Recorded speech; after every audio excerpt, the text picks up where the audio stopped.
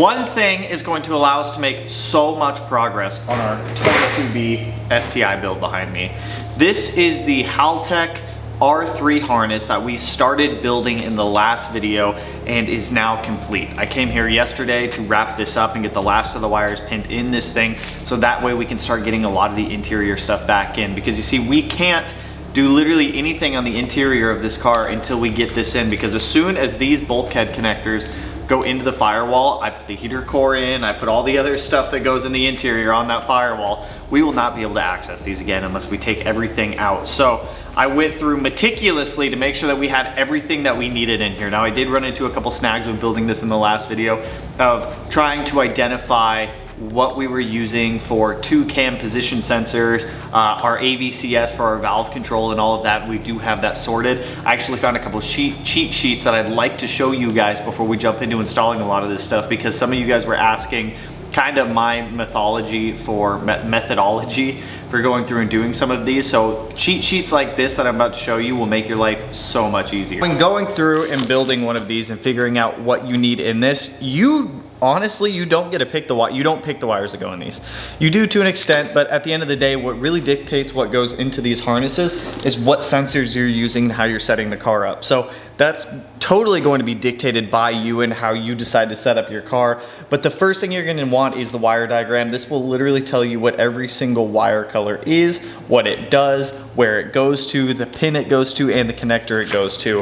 Haltech's documentation is actually really nice with this because it makes it very easy. So having this, like you guys can see, injector 1, 2, 3, 4, 5, 6, it'll tell you the wire color for each one. So depending on how many cylinders you're using, it's going to determine what wires you actually use. Most of these connectors that you buy will come with one of these. It's a complete pin out for the mil-spec connector that you're using. It'll have all the pins labeled. You go in, you fill out what pins go where. It's got identifying markers for what gauge wire goes in what specific slot. So you just got to fill this out as you're doing it, and keep these for documentation because you will 100% need this later on. Then lastly, I actually stumbled across this off of Haltech, and this is actually one of the coolest things I had, because when I did my EG33 and I built the harness for that car, it did not have any of this type of documentation. And this has stuff like your drive-by motor wire pinouts. If you go a little bit farther, it'll have your variable valve pinouts, your AVCS pinouts, your cam position sensor pinouts, your coolant temperature sensor pinouts, the calibration for all of these sensors. So this makes life so incredibly easy. The other thing I did want to touch on, because people were asking me, how do you pin these connectors? It's incredibly easy. Cut your wire, sheath it, or pull the sheathing off about, I don't know, a 1/16 of an inch back. You put on your terminal, you crimp it down, and then these literally just push them in and then they lock. Now, getting them out of these is a different story because you do need a special tool to de-pin these, but pinning them is incredibly easy. So now that we've kind of touched basis on the questions you guys had about this harness stuff, let's go ahead and get our actual bulkhead harness installed in the car, and then we can start getting our heater core in, our blower fan, our dash bar. We can start doing a lot of the factory wiring, and we can get a lot of that stuff kind of out of the way. I know this is kind of the boring part of the build, but it's so crucial to get this stuff right and to make sure that you have it all set up.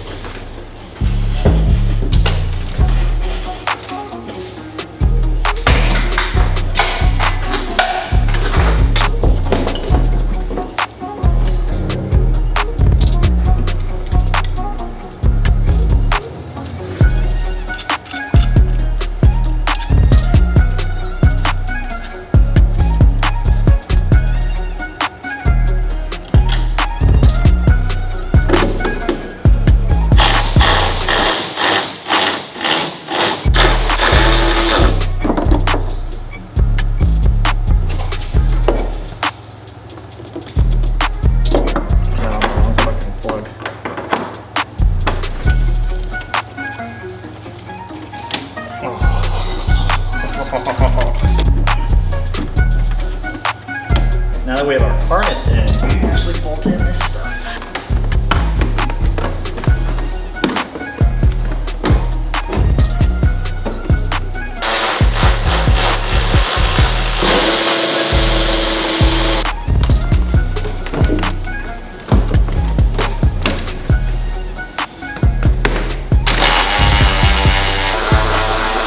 Say, that's fucking in, mate. That is good to see. We have our actual harness here for our standalone coming out. We've got heater core in, blower fan in, a whole bunch of stock wiring here, which I'm gonna have to pull a couple of those brackets off. We're gonna have to powder coat all of that stuff today. Eastwood sent us their new powder coat gun, so I'm a little excited to try that. Before we jump back into putting the Subaru back together, we do need to talk about today's video partner, our guys over at Techron and their complete fuel system cleaner. Now, I actually reached out to them not too long ago because I was curious if this was safe for rotary engines using premix. We got in contact with their scientists who formulate all of this stuff and do all the heavy research into it, and come to find out it actually is. So it's a good opportunity to actually show you guys we do use this in our performance car. And now that we actually have somewhat of a tune on the RX-7, I can actually start driving it. Now it does have a brand new fuel system in it, so this won't do too much to it right yet, but I just want to show you guys, we actually do use this stuff. So fuel system cleaner will treat up to 20 gallons. It's extremely easy to use. All you need to make sure is that you have a full tank of fuel or an empty tank, and use this when you go to the fuel station. You're gonna...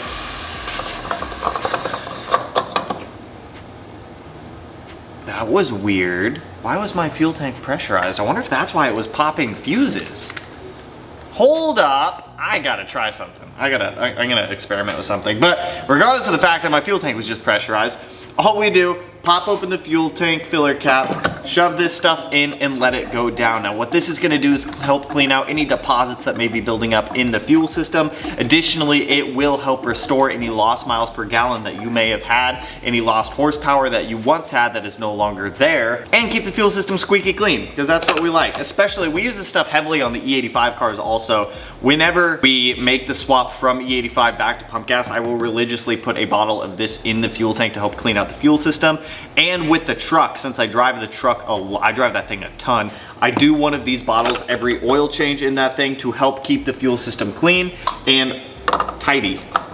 Once the bottle's empty, put your cap back on, close your door, and you're good to go again. So with the fuel system cleaner, I will link this stuff down below. It is awesome. I use it in the rotary now. I use it in the truck. I use it in the Subarus. We use it in the GTI. It can also help fix things like stuck fuel level sensors and things like that. So if you're having small issues in your fuel system and you think this might help bring it back to life, I'd highly suggest it. You can pick this stuff up at pretty much any of your local auto parts stores, and I will have a link below in the video description for you guys if you do want to learn more about complete fuel system cleaner, or they also have one for high mileage vehicles, which I believe exceeds 80,000 miles, but either one will help get your car back on track. Now, let's get back to putting the Subaru back together. We have quite a ways to go on that still. So huge shout out to our guys over at Techron. Now that we have the heater core in, I want to start getting stuff in like the dash bar, the fuse boxes, start getting all the wiring set up. I just dropped off all of these brackets to Ben because I had to do some customer stuff to have all this stuff powder coated. So while I was taking care of that, he just knocked all that out for us, which is totally fine. I did find 2 of the rear brackets for the suspension. So I want to get these on real quick while I have the car up in the air. I actually just threw on the fuel tank heat shield also. So while I'm down there, I'd like to get these on and bring the car down and then start getting all of this situated. All of these little brackets, now that they're coated, means that we can actually get the harnesses that come out of the bulkhead at the front of the car into the car, get them all secured up. So no more hanging wires, which will be nice. And in right here.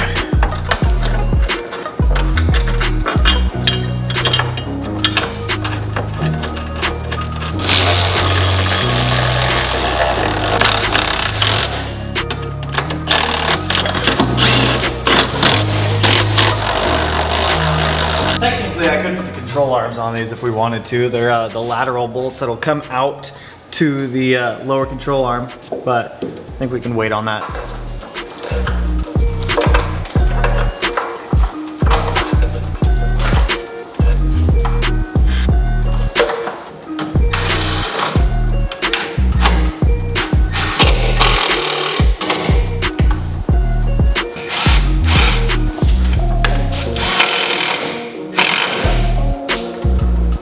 This is going to take me a while to figure out where all of this is supposed to go.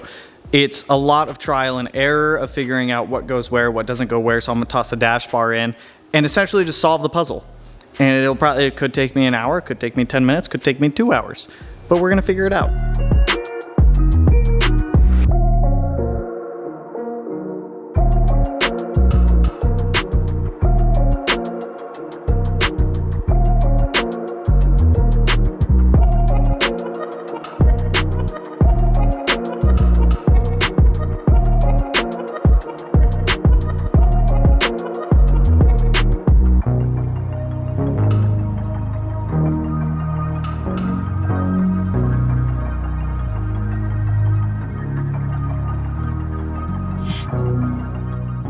had a little bit of an oopsie when putting everything together. I had forgotten to put in the HVAC ducting that feeds air to the back seat, and I essentially had to take everything off that I had just put on. But they're in, it was quite the pain, so if you go to the extent of taking a car apart to this level, you're gonna make mistakes like that. It's gonna happen. Super happy with where our harness comes down for our Haltech here. If you guys look, it literally snakes right under the heater core right in the middle and then comes down. Now I think I'm gonna put it up in the glove box so we still have plenty of wire to be able to feed this up, or maybe I will even do like a plate right here that would delete the glove box and it might just bolt straight to it. I'm not 100% sure quite yet, but it'll be something along the lines of either in the glove box or mounted where the glove box would be. The other thing I want to tackle is the rest of the chassis wiring, just to get it out of the way back in the car, because there's no reason that it doesn't need to go in the car at this point. Because once we get the last of that wiring in, we can start merging the interior wires for the Haltech to our factory harness for things like starter, ignition, everything like that. I am going to print out some diagrams tonight for the 2.5 RS wiring, so that way I can figure out where the last little connectors that I don't know go, and we can see what we need to tap in on that harness to there, because I know it's going to be throttle pedal, clutch switch, and a handful of other things. That is one thing that I did not do on the EG33 STI that I wish I would have, was integrate the Haltech wiring to the chassis wiring a lot better. Now I am going to be running a Haltech CAN keypad in this as well, and that's going to give us the options to easily run rotational idle, rolling anti-lag, all that stuff, because it can just communicate through the CAN network of the Haltech, so you don't have to do any additional wiring. You just plug it in via CAN, assign the button for the function that you want, and then you have that function. So it'll be pretty neat. I used to be such a big advocator for you can build like a crazy car in an access port, and you can, but the freedom of having a Haltech or a standalone to be able to just do whatever you want is so calming. I guess it's a weird word to use for it, but it's such a calming feeling. It's like I'm sitting in a meadow surrounded by an oasis with wild pigs surrounding me as they draw their swords and challenge me to battle. And I attack them back. And we come out victorious, but not after a bloody battle. My left leg gets lost. The wild boars have taken it back to their den, where then I need to figure out how to get my leg back. They took my leg, but I took their bodies. We have bacon, wild boar bacon. I guess it's a fair exchange, a leg for bacon. That's not a fair exchange at all. What am I saying? So just like we did with all the other harnesses, I need to clean this one up and then get it reinstalled in the car. Once we have this one installed in the car, at that point we can, in theory, start doing our harness merge. And I also need to figure out what the hell is going on here with a lot of these, like, janky, somebody went in here and did some weird stuff to the wiring in some areas. Like, this wire's cut. This one has an extension with a butt crimp on it. So I gotta figure out what the hell somebody did to this poor harness. It'll be all right though. It's repairable, but it's just like very questionable as to what people do sometimes with wiring. I think it's all speaker wiring. I'm pretty sure these are speaker wires. These look like speaker wires. Okay. No, they're totally speaker wires. Okay, no, that's easy. We can fix all this. We can fix it all.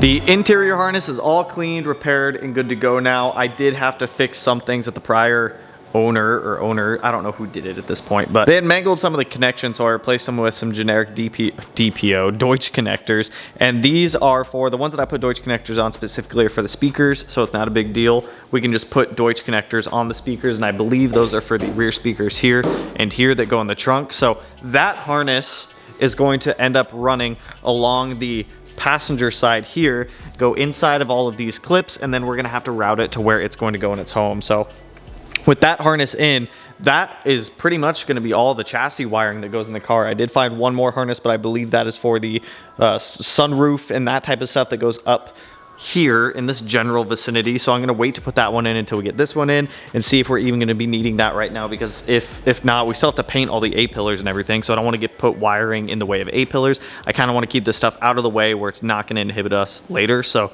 let's get this harness in, and then that should be all our wiring for the most part.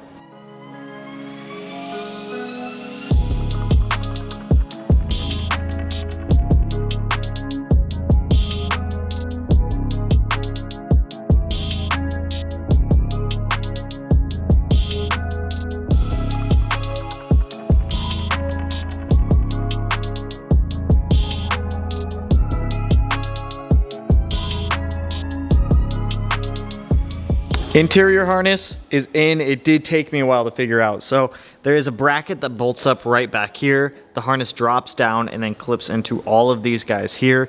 Jets up, runs up the rear strut tower there. But there is this piece that branches off that runs across the tunnel here, goes down, splits up to go up there to the front, plugs in there, and then also runs back here. Now this is what really confused me. The speaker wiring for the rear deck lid is going to pass through this hole here, and then all of the tail light and other wiring passes through that hole right up there. Gets clipped in, runs down, around, clips into the back of the trunk down here, and then runs over. So that's all sorted. There is the trunk release cable that we're about to toss in, this long boy over here, because that kind of clips in with a lot of this harnesses. There's these little gray clips on some of these, and that's where that trunk release latch is going to clip in, and I believe it runs through this hole right down here under the taillight into this section here. So it kind of does this weird thing where it starts over there, comes back along the little bar underneath of this here, up the strut tower, and then follows it. But it's weird, dude. It's a weird routing for a lot of this stuff. Just kidding. We will not be putting in a trunk release cable because I don't have a trunk release latch. And I kind of need that for the cable. So, I mean, it's whatever. It's not a big deal. I found a whole bunch of them on eBay, so I'll just order one. So I think that's where I'm capping it on this. We have pretty much the entire wiring sorted and reinstalled back into the car. All the chassis wiring is there.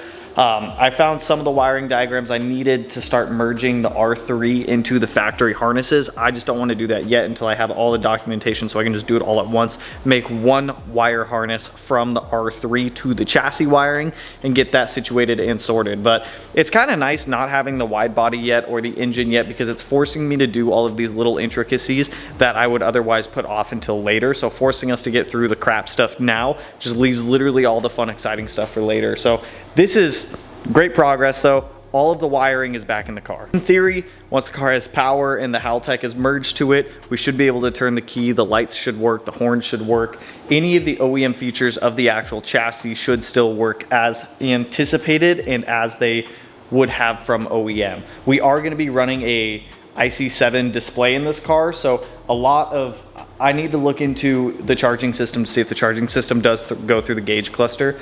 Sometimes they do, sometimes they don't. I'm not quite sure about these older ones. I'm pretty sure because it is a 98, it's a lot more simplified, and it actually might not, but that goes back to just looking at the wiring diagrams again. But with that, that's all I got for you guys on this one for this video of just knocking out, like I said, it's not really the most exciting stuff, but it's stuff that we have to do. So getting it out of the way now, we're just getting out of the way. But tomorrow I get a big delivery of parts in for this thing. All the axle boot rebuild kits for all the axles over here. I tore literally all of them apart. I had all of the stubs powder coated the OEM green, or as close to the OEM green color as we could get.